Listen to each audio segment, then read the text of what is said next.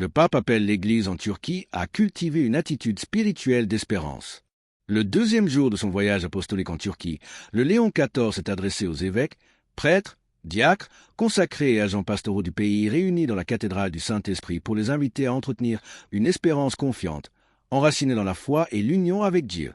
Une communauté modeste, mais fertile. L'Église catholique en Turquie reste aujourd'hui minoritaire, mais le pape a rappelé qu'elle demeure féconde comme la semence et le levain du royaume. Vatican News. Plus sain. Selon lui, la véritable force de l'Église ne réside pas dans ses effectifs, son influence sociale ou sa puissance économique, mais dans la fidélité humble à l'Évangile. Racine commune, horizon d'avenir.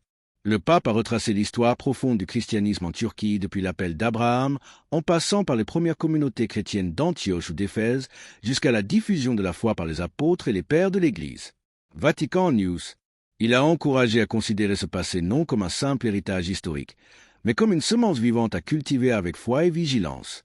Une mission essentielle, accueil, écoute et service. La présence en Turquie d'un nombre important de jeunes, mais aussi de migrants et de réfugiés, constitue pour l'Église un appel à l'écoute, à l'accompagnement et à l'accueil.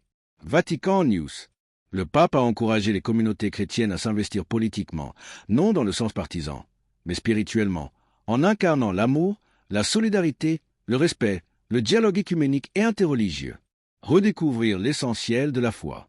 À l'occasion du 1700 anniversaire du Concile de Nicée, le pape a rappelé l'urgence de s'interroger sur le cœur même de la foi chrétienne.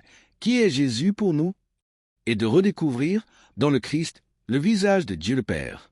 Il a mis en garde contre la tentation de réduire Jésus à une figure historique ou à un idéal moral, sans accueillir pleinement le mystère de sa divinité et de son œuvre vivante aujourd'hui.